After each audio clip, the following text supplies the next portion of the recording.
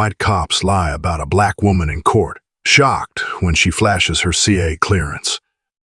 Justice delayed is justice denied. But what happens when justice isn't just delayed, but deliberately obstructed by the very people sworn to uphold it? This is the story of Jasmine Carter, a black woman wrongfully accused, arrested, and humiliated in public by two corrupt cops who believed they had absolute power, but they didn't know who they were dealing with. When Jasmine stepped into court, not as the accused, but as the accuser, her CA clearance badge turned the entire system on its head. But before that shocking reveal, there was a journey, a tense, emotional roller coaster filled with fear, courage, and, ultimately, triumph over injustice. This story isn't just about one wrongful arrest. It's about a broken system, the courage it takes to fight it, and the power of truth when wielded by someone who refuses to back down. The city of Atlanta was alive, pulsing with energy as the Monday morning sun pierced through the tall glass buildings, casting long shadows across the streets. The rhythmic chaos of the city was in full swing. Car horns blaring, street vendors shouting out deals, and the faint buzz of morning conversations filled the air. It was a typical Monday, yet beneath the surface, something extraordinary was about to unfold. For most, it was just another day at the office. Another coffee, another deadline, another meeting. But for Jasmine Carter, this Monday was different. Her black sedan glided smoothly through the morning traffic, its polished surface reflecting the sunlight. Inside, Jasmine sat straight, backed, gripping the steering wheel with a calm confidence. Her dark brown eyes were sharp and focused, scanning the bustling streets ahead. The soft hum of the engine was the only sound in the car, aside from the occasional click of her turn signal. She was dressed impeccably in a tailored black suit, the sharp lines of her blazer matching her no-nonsense attitude. A deep burgundy blouse peeked through the jacket. Adding a subtle flare of color. Around her neck hung a delicate silver chain, almost hidden, carrying a small pendant, a gift from her mother, meant to remind her of her roots, no matter how high she climbed. In the passenger seat lay her leather briefcase, its contents more valuable than most would realize.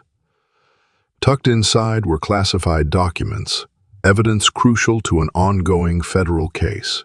Jasmine wasn't just another attorney. She was a legal consultant specializing in federal security clearance cases, often working alongside government agencies.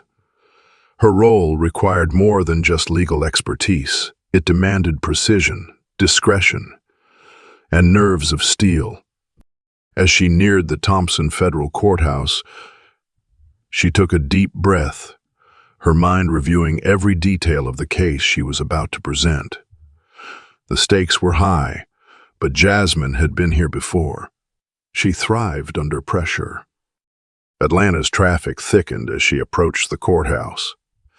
The towering gray building loomed ahead, its concrete facade cold and imposing. For many, it was a symbol of justice, but Jasmine knew better. She had seen the cracks in the system, had seen how easily justice could be bent, twisted, or silenced. She found a parking spot a few blocks away and pulled in smoothly. Turning off the ignition, the car's soft purr faded into silence. For a moment, she sat still, staring at the courthouse in the distance, lost in thought. Her mind drifted briefly to her father, a civil rights attorney who had spent decades fighting cases in courtrooms just like the one she was about to enter. He had taught her everything about the law, both its power and its flaws. His words echoed in her mind. The law is only as strong as the people who uphold it. Never forget that, Jasmine. She smiled faintly at the memory before gathering her things. She grabbed her briefcase, double-checking its contents one last time. Everything was there. The files, her notes, and tucked into a secure inner pocket, her CIA clearance badge. It was her silent trump card, something she rarely used but kept close for moments exactly like the one that was about to happen. She stepped out of the car, the early morning sun warming her face. The city was alive around her, people rushing past, lost in their own worlds. She adjusted the strap on her briefcase, took a deep breath, and started toward the courthouse. Her heels clicked against the pavement, a steady rhythm that mirrored her heartbeat. Each step brought her closer to the courthouse and closer to the storm that was waiting. As she approached the grand steps leading up to the Thompson Federal Courthouse, she noticed the usual bustle, attorneys hurrying inside, clients waiting anxiously, and court officers patrolling the perimeter. Everything seemed normal, until it wasn't. "Hey, hands up!" The shout pierced the air, sharp and commanding. Jasmine froze mid-step. Her heart pounded once, hard, before settling into a steady thrum. She knew that voice. Not specifically, but the tone, the authority, the expectation of obedience. It was the voice of someone who believed they had absolute control. She turned slowly, her eyes narrowing as they locked onto the source. Two white officers stood a few feet behind her, Sergeant Rick Daly and Officer Connor Brooks. Daly's hand hovered near his holster, his other hand extended, palm out in a classic command posture. Brooks stood slightly behind him, scanning her up and down, his eyes lingering on her briefcase, as if it were a ticking bomb. "Mom, put the bag down and step back," Daly ordered, his voice hard but controlled. Jasmine's gaze flicked between them, analyzing their body language. She could feel the weight of their assumptions. A black woman, alone, carrying a briefcase, wearing an expensive suit.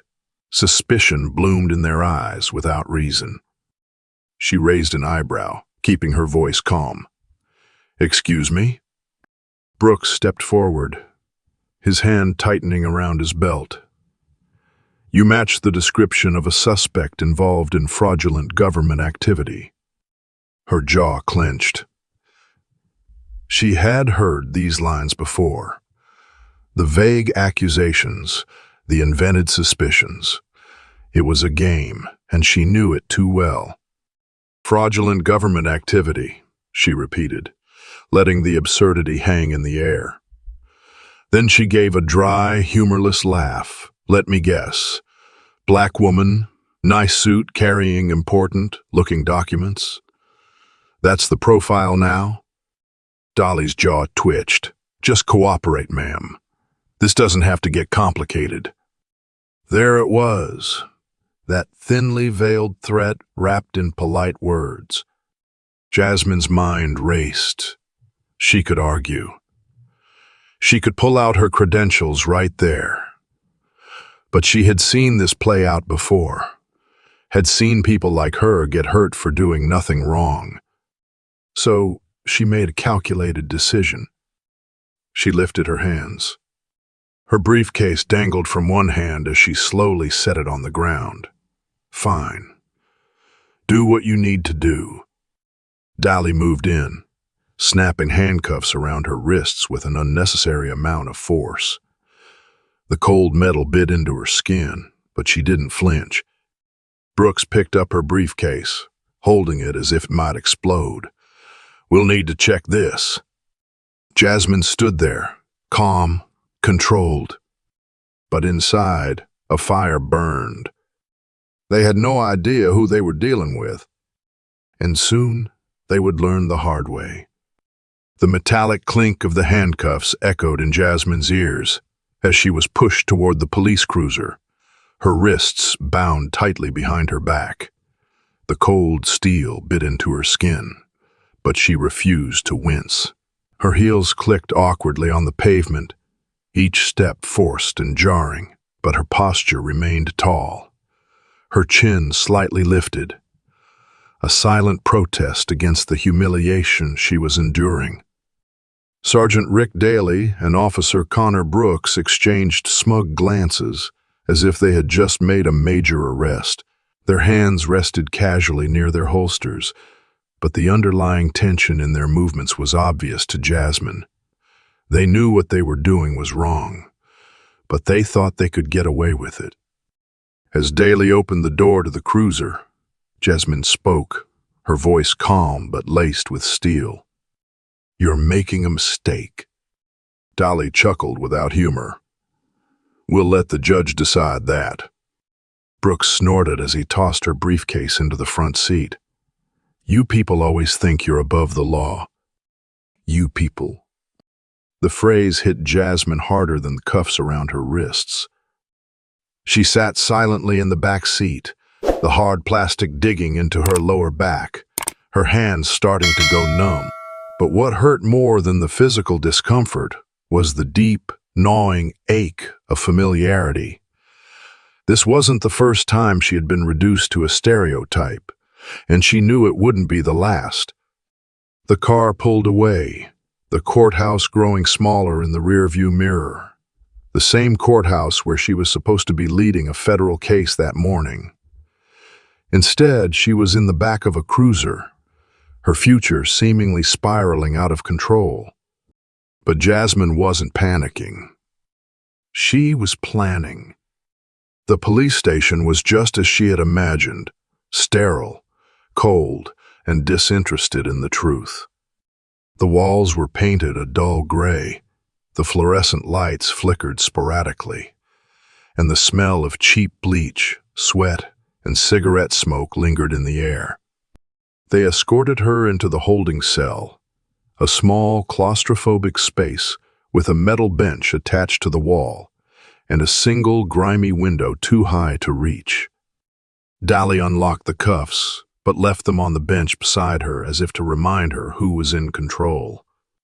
"You'll wait here until we process the paperwork," Daly said, his tone dismissive.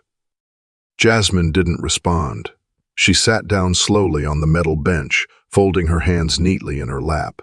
She maintained her posture, straight, backed, composed, as if she were sitting at a conference table rather than in a holding cell. Her mind raced. Every second she spent here, the more damage was being done to her reputation, her case, her credibility. But she had learned over the years that anger would only serve them. It would justify their treatment of her. She needed to stay calm, to focus. And then she heard it. The muffled voices of Daly and Brooks echoing through the thin walls. They hadn't gone far. "She had the documents on her," Brooks said, his voice low but not low enough. "We just say she tried to pass them off as real clearance files," Daly replied, his tone casual, as if framing someone was just part of the job. Jasmine's heart raced. "They're not just arresting me. They're planning to frame me." Her hands clenched into fists, nails digging into her palms. She had been prepared for harassment, even wrongful arrest. It was an unfortunate reality for black professionals like her. But framing her, that was another level. "She's a nobody. The judge will believe us. They always do." The words echoed in her mind. A nobody. That stung. Not because she cared what they thought, but because it was the system they believed in. One where a black woman in a suit could be reduced to nothing with just a few lies. But Jasmine wasn't a nobody, and they were about to find out. As she sat there in that cold cell, Jasmine's mind drifted back to her childhood. She remembered being 10 years old, sitting in the back of a courtroom, watching her father, a civil rights attorney, defend a black teenager who had been falsely accused of theft. The evidence had been flimsy at best, but the jury had still delivered a guilty verdict. Jasmine had watched her father's face fall in that moment, not in defeat, but in deep disappointment with a system that was supposed to protect people like them, but rarely did. After the trial, she had asked him, "Why do you keep doing this if the system is so broken?" Her father had smiled gently. "Because if we stop fighting, Jasmine, they win." That conversation had stayed with her all these years. It was the reason she went into law, the reason she took on cases that others wouldn't touch. But now, sitting in this holding cell, she wasn't just fighting for a client. She was fighting for herself. Footsteps echoed down the hall, heavy, deliberate. Jasmine straightened, her ears straining to catch every word. "We'll say she resisted arrest," Daly muttered. "Obstruction of justice," Brooks added. They were building a case against her, one made entirely of lies. Her jaw clenched as she listened to them weave a false narrative, each word tightening the noose around their own necks. But then, she heard something that made her blood run cold. "We'll claim the documents were forged," Dolly said. "It'll stick. No one will believe she had real clearance." Her briefcase. The documents inside weren't just important. They were sensitive. Evidence tied directly to the federal case she was working on. And now those documents were being used against her. She exhaled slowly, forcing herself to stay calm. This isn't over, not even close. Jasmine wasn't powerless. She had an ace up her sleeve, her CA clearance, a level of authority that trumped even the local police. But she couldn't reveal it yet. Not until the right moment. Suddenly, the sound of the front door slamming open echoed through the building, followed by heavy, determined footsteps. Jasmine sat up straighter, a flicker of hope sparking in her chest. And then, she heard his voice. "I'm here for Jasmine Carter." It was Marcus Bell, a well-known defense attorney with a reputation for dismantling corrupt cops and crooked legal systems. Tall, broad-shouldered, and wearing a sharp navy suit, Marcus wasn't just an attorney. He was a force of nature. Dolly and Brooks tried to block him, but Marcus pushed past them without hesitation. "I want her released, now." Daly sneered. "She's facing serious charges." Marcus didn't flinch. He opened his briefcase, pulling out a thick file, and slapped it onto the desk in front of Daly. "That's her federal clearance. She's a consultant on federal security clearance cases. The documents she was carrying." He paused, letting it sink in. "They were meant for today's court hearing." Brooks' face went pale. Dolly clenched his jaw, trying to hold on to the last threads of his authority. But Marcus wasn't done. "And I'm filing a lawsuit for wrongful arrest, obstruction of justice, and civil rights violations." Silence filled the room, heavy and suffocating. They had lost. And they knew it. Minutes later, the cell door creaked open. Jasmine stood slowly as Marcus walked in. "You okay?" he asked, his eyes filled with concern but also admiration. She nodded. "I'm fine. But they're not going to be." A small smile tugged at the corner of Marcus's mouth. "Let's go. We've got a courtroom to shake up." Jasmine grabbed her briefcase, still intact, though rifled through, and walked out, her head held high. This wasn't over. This was just the beginning. The ride from the police station to the courthouse was quiet, but Jasmine's mind was loud. Thoughts collided like bumper cars, moments from her past, legal arguments she could use, and a simmering anger that she kept under a tightly controlled lid.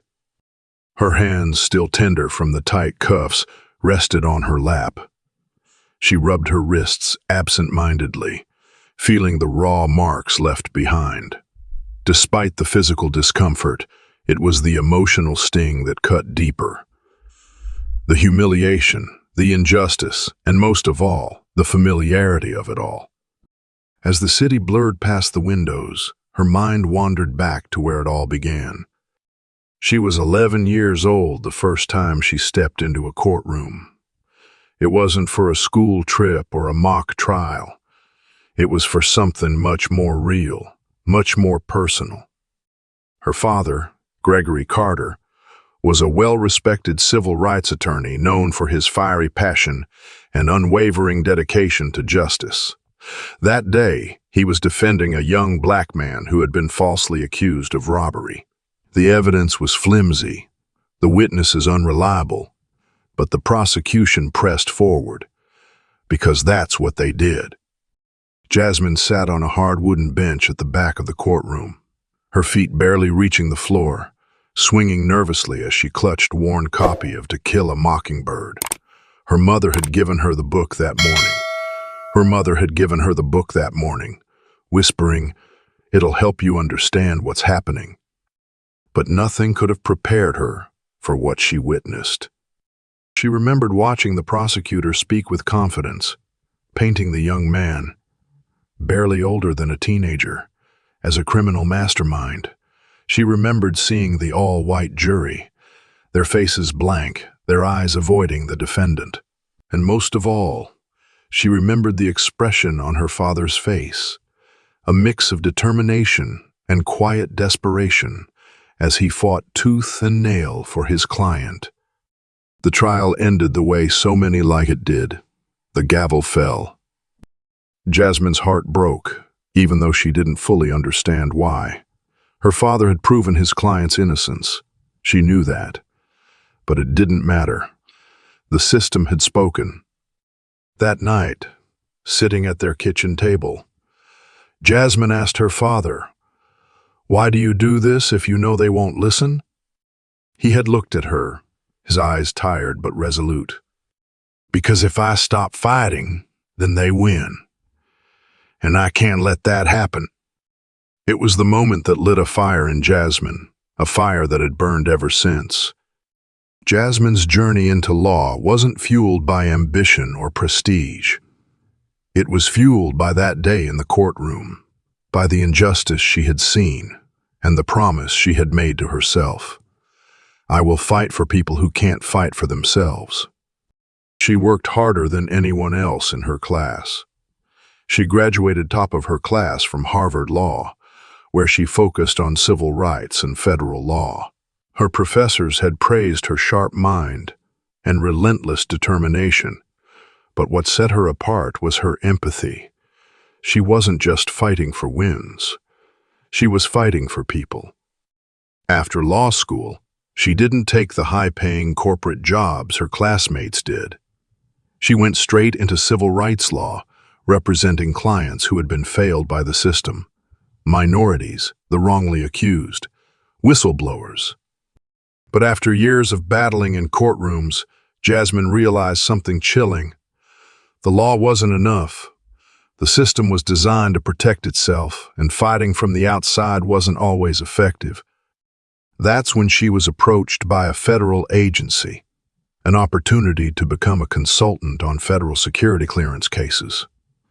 It was her way of getting inside the system, understanding its weaknesses, and when necessary, using it against itself. Her clearance gave her access to high-level documents, confidential cases, and sensitive information. It was power. But she wielded it carefully, knowing full well the weight of it. As the police cruiser made its way toward the courthouse, Jasmine's hands curled into fists. All of that, her education, her work, her clearance, none of it had protected her from the simple fact of who she was in this country. A black woman. To Dolly and Brooks, she wasn't a federal consultant or a lawyer or someone on her way to court. She was a suspect the moment they saw her. No evidence needed. The irony was bitter. She had spent her life fighting for justice, and here she was, a victim of the very system she had sworn to uphold. But unlike the countless others who didn't have a way out, Jasmine did. She had her CIA clearance. She had Marcus Bell, one of the best defense attorneys in the state, now aware of her situation. And most importantly, she had the truth. As they approached the courthouse, Jasmine's mind sharpened. She couldn't just expose Daly and Brooks for what they had done. She needed to ensure they couldn't worm their way out of it. She thought back to the conversation she had overheard in the holding cell. We'll say she resisted arrest. We can claim the documents were forged. She had to use their arrogance against them. And that meant waiting. Timing was everything. If she revealed her clearance too soon, they could claim they didn't know, that it was all a misunderstanding. But if she waited, if she revealed it in court, in front of the judge, the day, and the media, it would be undeniable. She would not only clear her name, she would destroy theirs. Her lips curled into a subtle smile, the first genuine one since this ordeal began. You wanted a case, she thought. You're about to get one. The cruiser pulled up to the courthouse's side entrance, where detainees were typically brought in, out of public view. Brooks got out first, opening the back door and yanking Jasmine roughly by the arm. Easy, she said sharply, yanking her arm back. Daly stood by the door, smug. You'll be out of here in no time, just as soon as we process those forged documents. Jasmine said nothing. She let him talk. The more arrogant they became, the deeper the hole they were digging for themselves. As they walked her into the courthouse, she noticed the media vans parked outside. Reporters were gathered, microphones in hand, waiting for the next big story. They'll have their story soon enough, she thought.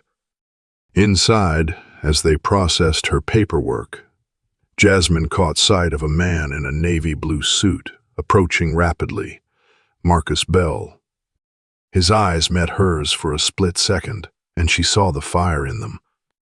Miss Carter, what is the meaning of this? He demanded, stepping forward.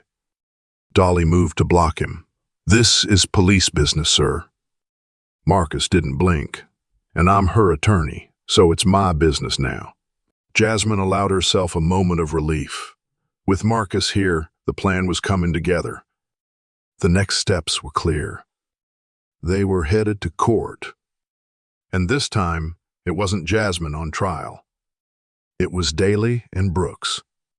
The energy in the courthouse shifted the moment Marcus Bell walked through the doors. There was a certain gravity about him, the kind that made rooms go silent, conversations halt, and all eyes gravitated toward him. His broad-shouldered frame, sharp navy blue suit, and commanding presence weren't just for show. They represented his years of experience dismantling corrupt systems, piece by piece, one courtroom at a time. Marcus Bell wasn't just a lawyer.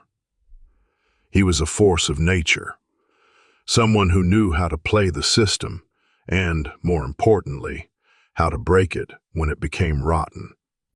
The moment he learned about Jasmine's arrest, he had dropped everything. The text from one of his contacts at the courthouse had been simple but chilling. Jasmine Carter's been arrested. Cops say fraud. Smells wrong. Marcus had known Jasmine for years. They weren't just colleagues, they were friends. They had fought cases together, had stood side by side in front of juries, and had long ago built an unspoken bond based on mutual respect. But this wasn't just another case. This was personal.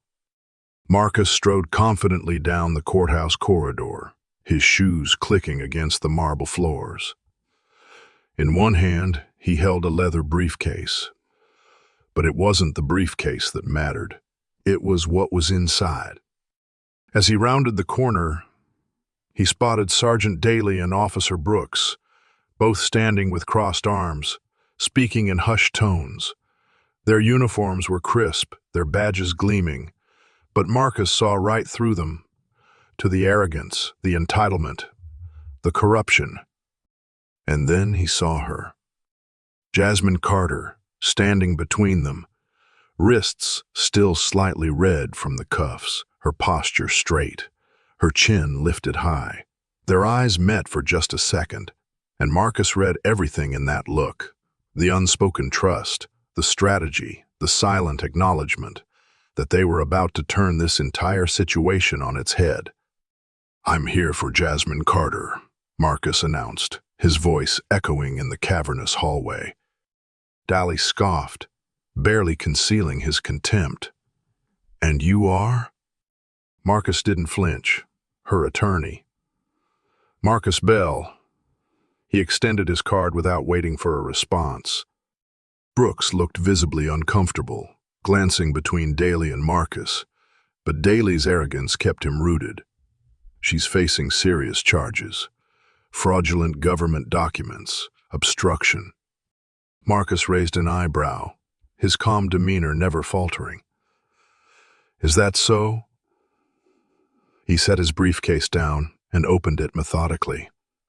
Out came a thick manila folder filled with official documents. He slid it across the table to Dolly.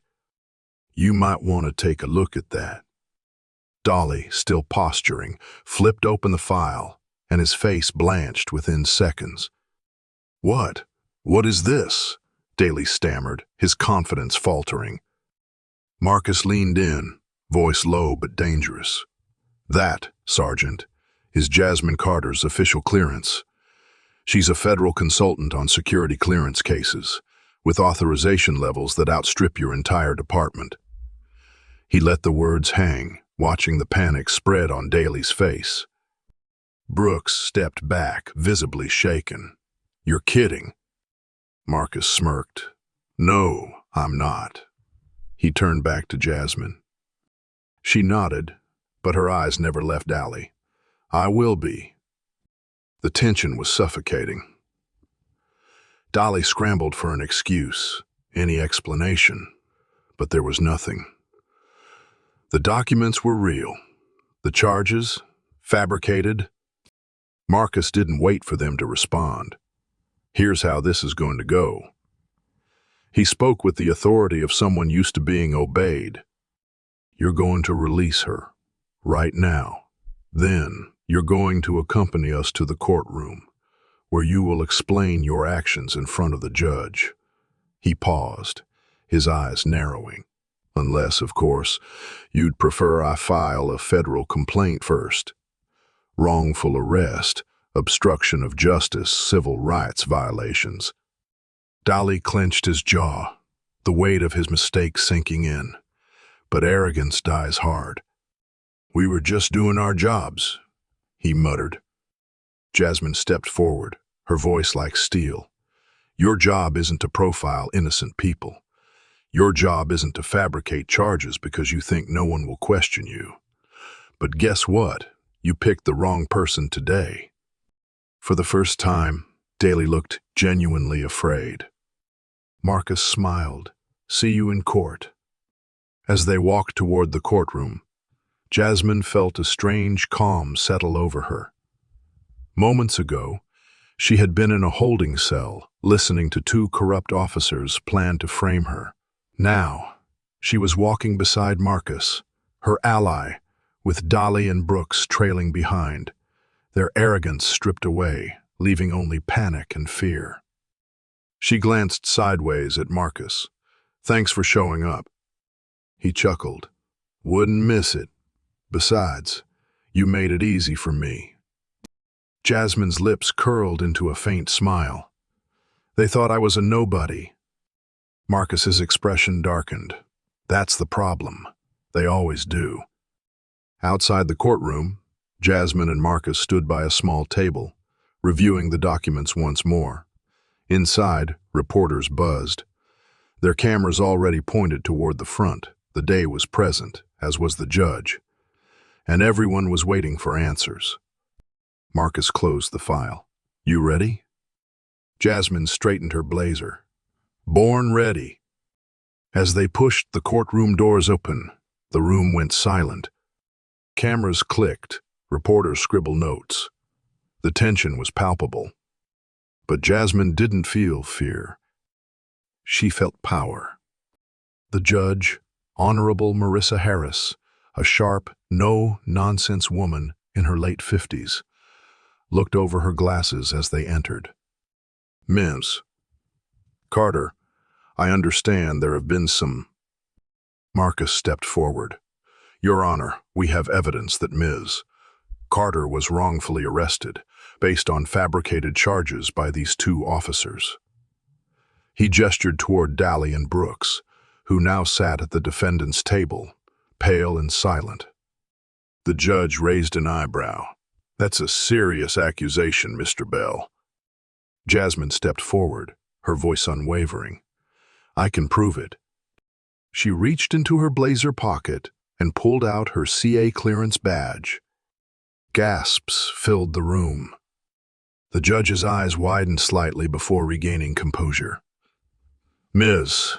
Carter, this is unexpected." Jasmine nodded. "These officers detained me, accused me of fraud, and were planning to frame me, all while I was on my way to present sensitive documents for a federal case." The courtroom buzzed with whispers. Marcus slid more documents onto the judge's bench. "Here's everything. Full clearance documentation of the incident, and a transcript of the officer's conversation, which Miss Carter overheard while unlawfully detained." Daly's head sank into his hands. Brooks looked like he might pass out. Judge Harris reviewed the documents, her expression hardening as she read. "Sergeant Daly, Officer Brooks, do you have anything to say for yourselves?" Daly's voice was a whisper. "We thought she was suspicious. We didn't know that she was someone with power." The judge interrupted sharply. "Would you have treated anyone else like this? Or was it the fact that she was a black woman walking alone with a briefcase?" Silence. "That's what I thought," the judge muttered before slamming her gavel. "Ms. Carter, you're free to go. As for these two, they'll be facing an internal investigation, and I'm ordering immediate suspension pending review." The courtroom erupted into a flurry of voices, reporters shouting questions, cameras flashing. But Jasmine didn't hear any of it. She stood tall, her shoulders squared, knowing she had not only cleared her name, she had exposed a system that needed to be torn down. The weight of every unjust accusation, every racially charged glance, every whispered lie hung heavy in the air as Jasmine Carter stood in the center of the courtroom. This was it, the culmination of her entire life's work, the moment where truth would finally shatter the carefully crafted facade of power that men like Sergeant Daly and Officer Brooks hid behind. The large oak-paneled courtroom buzzed with tension. Cameras clicked. Reporters scribbled furiously. The case had already made headlines. Top federal consultant wrongfully arrested. Corrupt officers exposed. Jasmine could almost see the headline forming as she looked around, locking eyes with the spectators. Some looked horrified. Others, mainly people who had lived similar stories, looked validated. Jasmine wasn't just fighting for herself now. She was fighting for them too. Judge Marissa Harris, known for her sharp mind and sharper tongue, presided over the room, her gavel resting on the polished wood. She was a woman who had seen the worst and best of the legal system, but even she seemed visibly disturbed by the events that had unfolded. She cleared her throat, silencing the murmurs that filled the room. This court is now in session to address the wrongful arrest and false charges filed against Ms. Jasmine Carter. Counsel, proceed. Marcus Bell stood confidently next to Jasmine, his voice strong but deliberate. Your Honor, what we have witnessed here is not just a simple case of mistaken identity. This is systemic abuse of power, an arrest based on profiling, followed by a premeditated attempt to frame Mrs. Carter for crimes she did not commit. He stepped forward, holding up a small recorder. Gasps echoed through the courtroom. Marcus pressed play. The scratchy recording filled the courtroom. Brooks' voice. She had the documents on her. Daly. We'll say she tried to pass them off as real clearance files. Brooks, hesitant. What if someone checks? Dolly, laughing. They won't. She's a nobody. The room went dead silent. Jasmine felt the familiar ache in her chest, the one that had formed over years of similar experiences. But this time, the world was hearing it too. Judge Harris leaned forward, her jaw tight. Sergeant Daly, Officer Brooks, is this your voice on the recording? Both men looked pale. Dolly tried to open his mouth, but no words came out. Brooks sat slumped in his seat, his hands shaking. Marcus pressed. Your Honor, not only were these officers planning to frame Ms. Carter, but they also conspired to fabricate evidence, obstruct justice, and target her based solely on her race. Marcus stepped back. It was Jasmine's turn. She walked to the witness stand, heels clicking confidently, and placed her hand on the Bible. After the oath was administered, she sat tall, her posture perfect. Judge Harris, Miss Carter, can you explain what happened in your own words? Jasmine inhaled deeply before speaking, her voice clear but tinged with restrained emotion. Your Honor, I was on my way to this very courthouse to present sensitive documents for a federal case. I was steps away from the entrance when I was stopped by these two officers. I was accused without evidence, cuffed and humiliated in public. Despite offering to show my credentials, I was dismissed and treated as a threat. She locked eyes with Daly and Brooks before continuing. But what's worse, and what this court has now heard, is that they not only arrested me without cause, but they planned to frame me for crimes I didn't commit. The weight of her words filled the room. Reporters scrambled to capture every sentence. Jasmine then reached into her blazer and pulled out her CA clearance badge once again. This is who I am. This is what I do. The courtroom buzzed with murmurs. Judge Harris's face was unreadable, but her hands gripped the gavel tightly. After a moment of silence, she finally spoke. This court finds that Sergeant Daly and Officer Brooks acted with gross misconduct, violated Ms. Carter's civil rights, and engaged in behavior unbecoming of law enforcement officers. Effective immediately, both officers are to be suspended without pay, pending further criminal investigation. She slammed her gavel. This court is adjourned. The room exploded. Reporters shouted questions. Cameras flashed, but Jasmine remained composed. For the first time in hours, she allowed herself a small, victorious smile. In the days following the trial, the media storm was relentless. Heroic federal consultant exposes corrupt cops. Systemic profiling brought to light in landmark court case. Dolly and Brooks faced public disgrace. Internal Affairs launched an investigation, and both men were stripped of their badges. Lawsuits followed, and Jasmine became a symbol, not just for those wrongfully accused, but for everyone who had ever been dismissed, profiled, or silenced. But for Jasmine, it wasn't about the fame or the headlines. It was about justice. A week later, Jasmine sat on a park bench, a cup of coffee in hand. The courthouse loomed in the distance, but it felt different now, less oppressive, almost human. Marcus sat beside her, sipping his own drink. "You did it," he said simply. She smiled but didn't look at him. "We did it." Marcus nodded solemnly. "But you gave them a voice. You showed them it's possible to win." She turned to him, eyes determined. "Then I'm gonna keep fighting, for them, for all of us." And with that, she stood up, ready for whatever battle came next. Jasmine Carter's story wasn't just about clearing her name. It was about exposing a broken system and using her voice to ignite change. Because in the end, all it takes is one person standing up, refusing to be silenced, to make the whole world pay attention.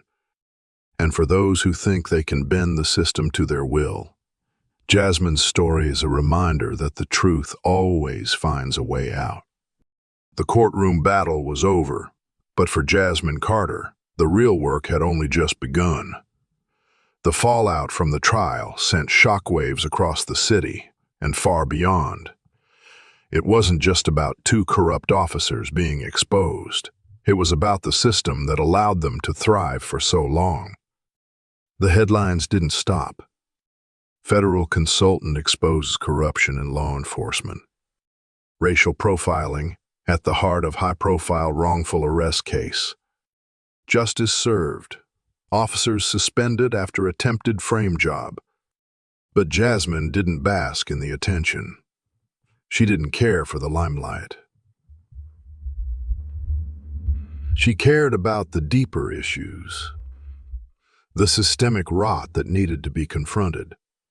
In the days following the trial, the city buzzed with protests, think pieces, and heated debates. Some called Jasmine a hero, others labeled her an anomaly, a lucky case where the system had been caught slipping. But Jasmine knew better. She wasn't lucky.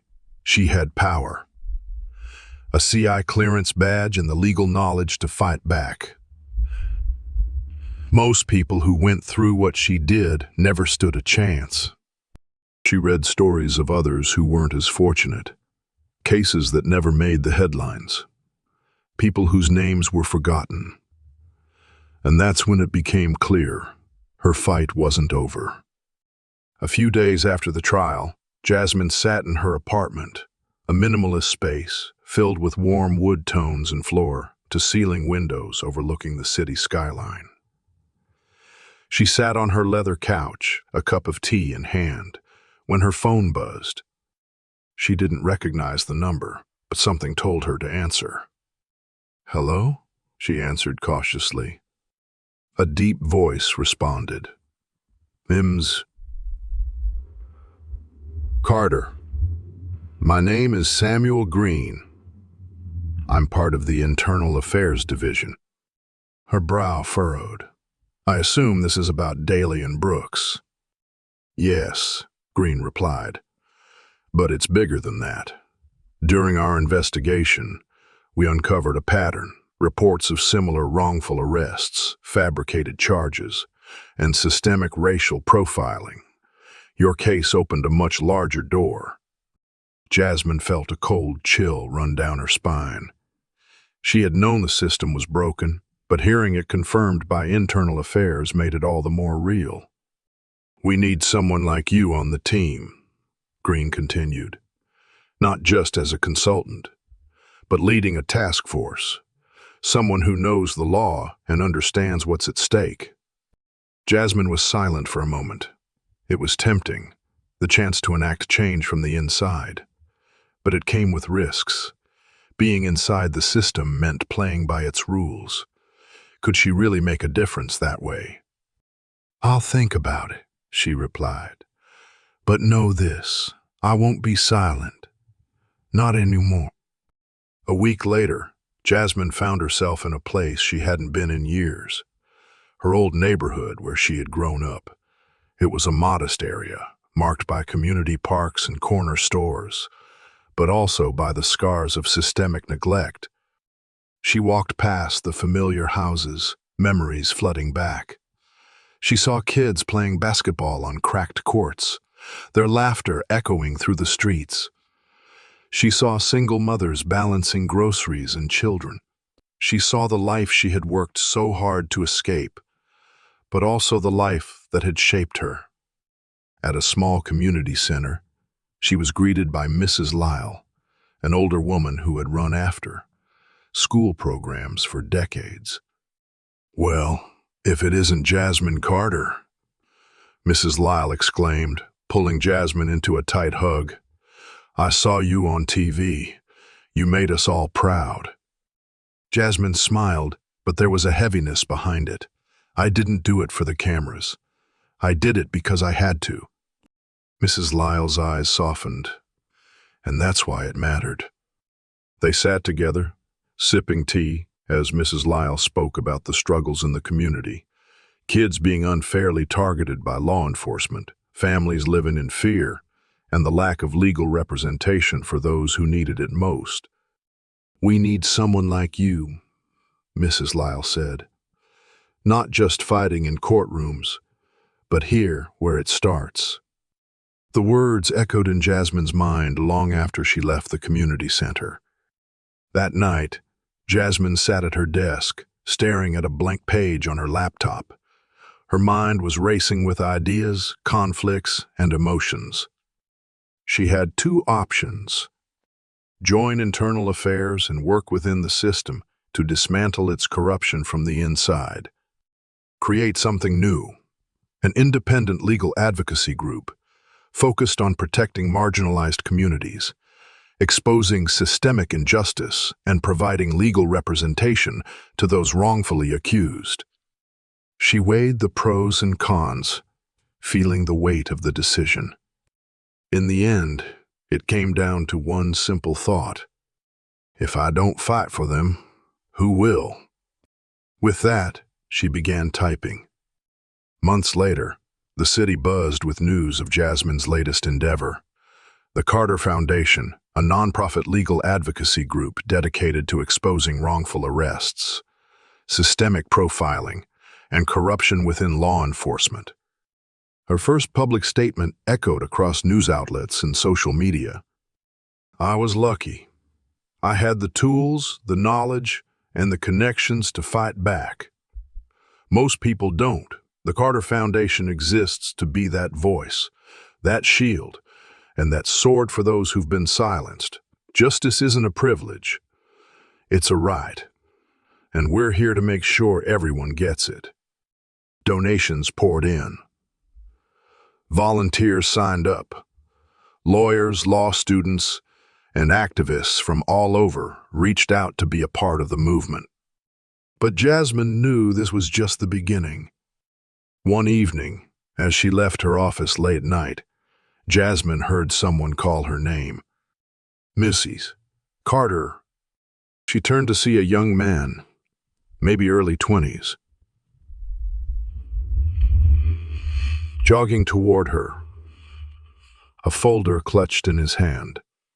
"I'm sorry to bother you," he panted, "but Jasmine saw the fear in his eyes, the same fear she had felt the day Dolly and Brooks had arrested her. She gestured for him to follow her back into the office. "Tell me everything," she said, sitting down across from him. As he spoke about his wrongful arrest, about being framed for a crime he didn't commit, Jasmine felt the fire reignite inside her. This was why she had started the foundation. This was why she fought. Because for every Jasmine Carter who had the power to fight back, there were thousands who didn't. And now, she was determined to change that. As Jasmine sat in her office that night, reading over the young man's case file, she thought back to that day in the courtroom, the day she had revealed her CA clearance and turned the tables on Daly and Brooks. That moment had changed her life. But more importantly, it had shown her the immense power of one voice, one person willing to stand up, to fight, and to refuse to be silenced. She glanced at a framed photo on her desk. Her father, standing in front of a courthouse, the same fire in his eyes that she now carried. "I'm still fighting, Dad," she whispered. "Just like you taught me." And with that, she turned back to the case file, ready for the next battle. Months later, the Carter Foundation had grown into a formidable force, exposing corruption, freeing wrongfully accused individuals, and shining a spotlight on the dark underbelly of the justice system. Jasmine became a symbol, not of luck or privilege, but of resilience and power. And for every Daly and Brooks still hiding within the system, there was now a growing army of voices ready to stand up, to fight, and to demand justice. Because the truth always finds its way to the surface, and when it does, it's unstoppable. Jasmine Carter's journey wasn't just about one wrongful arrest. It was about breaking the cycle, a cycle that has, for far too long, allowed abuse of power to flourish unchecked. Her story mirrors the reality faced by countless people whose voices are often drowned out by a system built to protect itself. But Jasmine's experience also highlights something deeper: the strength of resilience, the power of truth, and the profound impact one person can have when they refuse to be silenced. From the moment she was wrongfully arrested, humiliated in public, handcuffed for simply existing, Jasmine could have chosen to shrink away, to move on quietly, and let the injustice slide. But she didn't. She fought back. She used her knowledge, her voice, and her power to expose corruption, not just for herself, but for those who couldn't do the same. Her decision to create the Carter Foundation wasn't just about repairing her own life. It was about building a shield for others. It was about ensuring that nobody else would have to stand alone in the face of injustice. Through her journey, we're reminded that systems don't change on their own. They require people, brave, relentless, and often angry, to force them into the light. Jasmine became that force. But this story isn't just about Jasmine Carter. It's about us. It's about the moments when we see injustice and choose to act. It's about the times when staying silent feels safer, but we speak up anyway. It's about understanding that change starts with individuals, one voice that becomes a ripple, then a wave. In the end, Jasmine Carter didn't just expose corrupt cops. And that's the real takeaway. No matter who you are, you have a voice. And sometimes, that voice is all it takes to spark real, lasting change. So, when faced with injustice, what will you do? Because the next Jasmine Carter is out there, waiting for someone to stand beside her. Will it be you?